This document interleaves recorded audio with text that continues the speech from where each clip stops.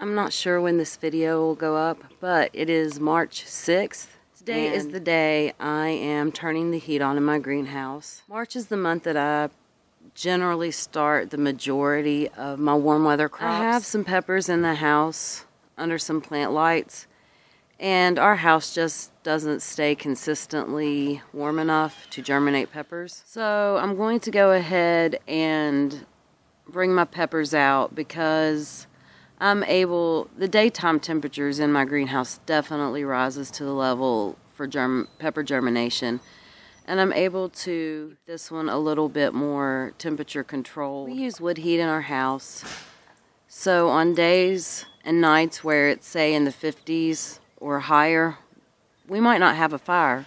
But that also means that our house temperature isn't getting up to the temperature that it needs to germinate peppers. So I'm going to move all my peppers out here and see if that starts their germination. The first step of that is clearing up some of the stuff in the floor and just turning my heater on. So that's what I'm going to do now, is go sort some things and move some things around and find a place to put my heater. So this is what we're dealing with, and though my shelves aren't finished, I'm going to go ahead and sort these things, clear enough space in the floor that I can plug in my heater there.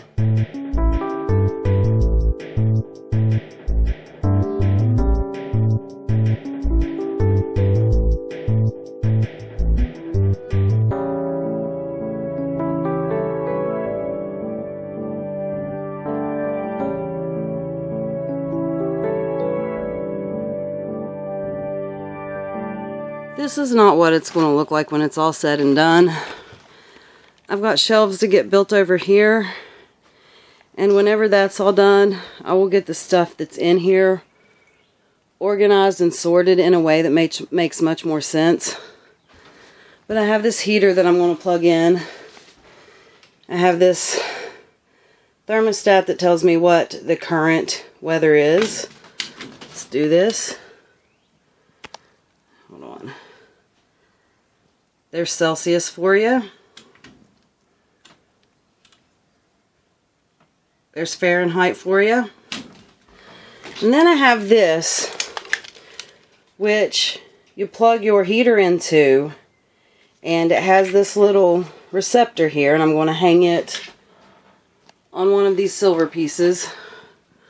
But what it does is it measures the temp, and you plug your heater into it, and then you can set what temp you want your heater to come on and at what temp you want the heat to go off. So that way it's not constantly running. I can have it to where, for instance, the heat goes off at 70, and I just picked a random number for that.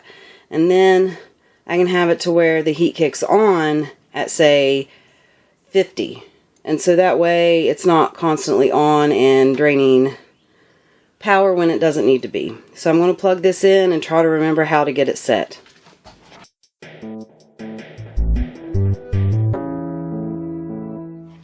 For now, I just have this in a very loose tie, and I don't want it hanging all the way at the top because that's where it's going to be the hottest. It needs to be, I like to hang it somewhere in the middle.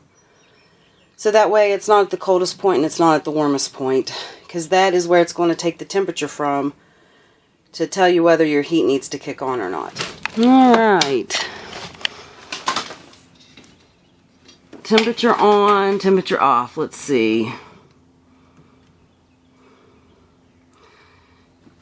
I don't know if you can see that. It says temperature on at 47. Let's go with...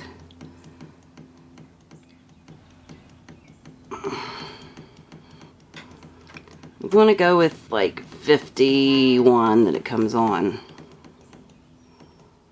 Okay, and then let's see, it goes off.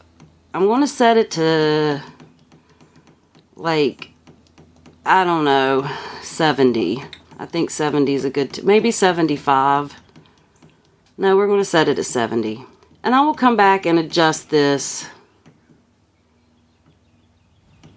at a later point if it needs to. It's saying it's 80 degrees in here right now.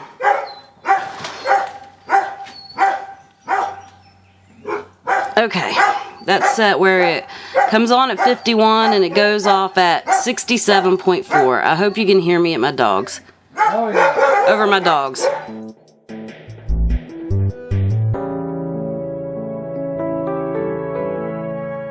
When you get your thermostat set, you just plug it in there, plug your heater in there, and for me, I just turn it on high, so as long as the thermostat has it running, the heater's running, because the heater itself has a bit of a thermostat, so I just put it on high so it overrides all that.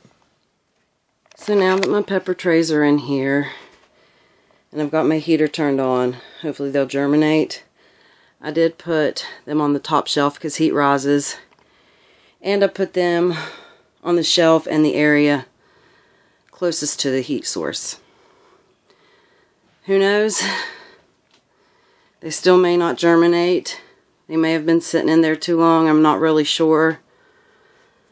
I've never had this issue before, so we'll see what happens. As you can see, there are shelves in the greenhouse in some of these clips, and we have started that project, but the video for it isn't quite done because the shelves aren't done yet. So when that's done, I will have a video on the shelves that are in there. Last year when I started Seedlings, I started them directly in my greenhouse, and I noticed that on some things it wasn't staying quite warm enough to get them to germinate well, and I think that it was because I just heated it a little too early last year. So this year I decided to wait and heat it, around the first week of March, which is what I've done this year.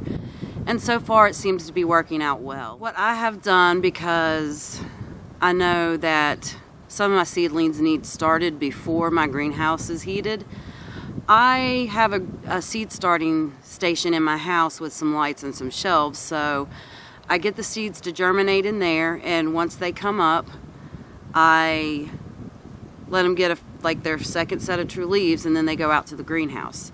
And then that way I'm constantly in a cycle of starting seeds and putting them out. The reason I decided to do it this way is because if they're in my house, I can monitor the water levels and the humidity and all that stuff way better than I can if they're outside in my greenhouse.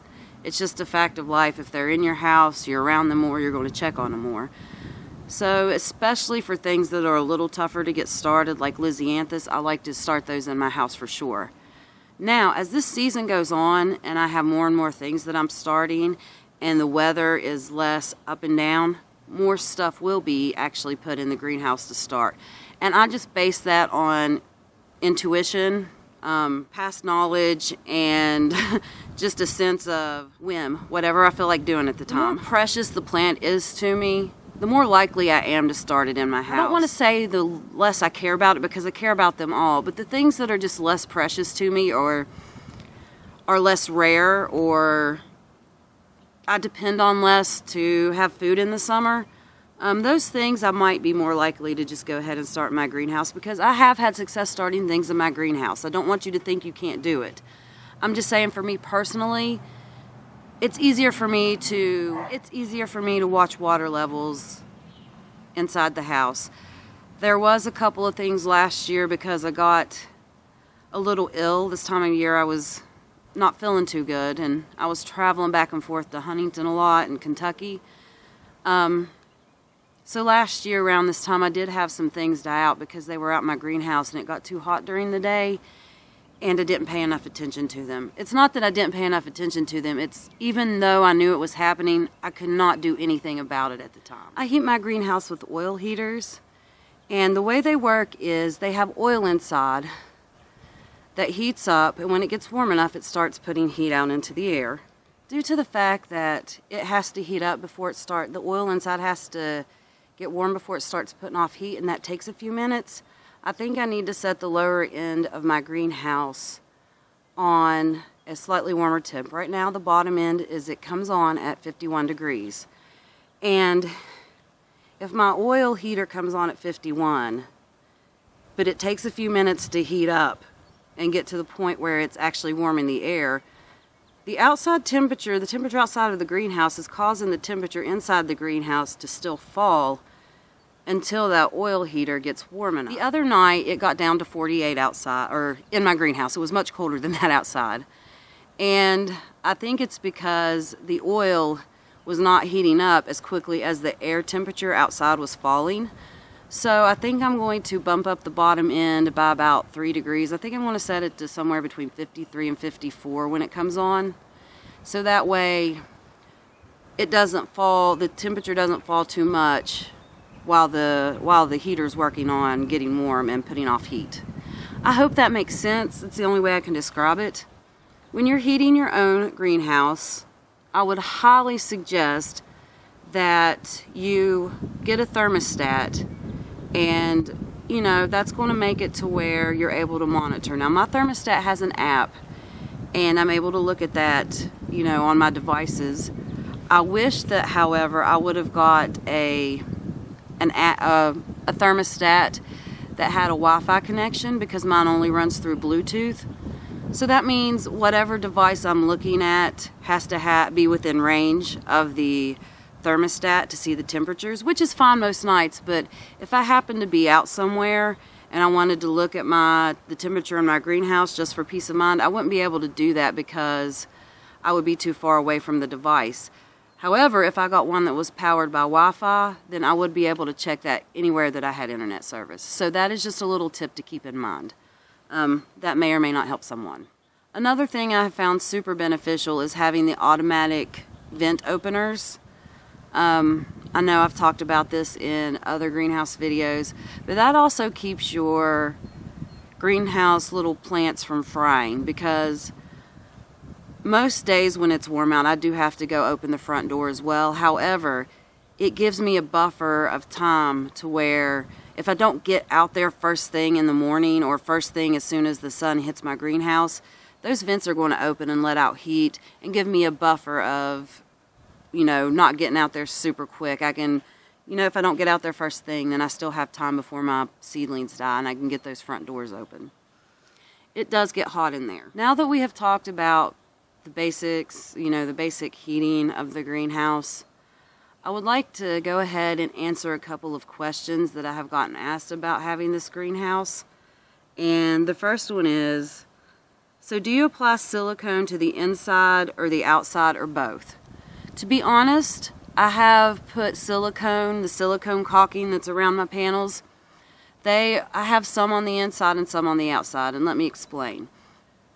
For most of the panels, I did the outside first. So all of those panels, I caulked the outside, and then around the very bottom, I put spray foam insulation to fill in any gaps where it doesn't set flush with my deck, just in case.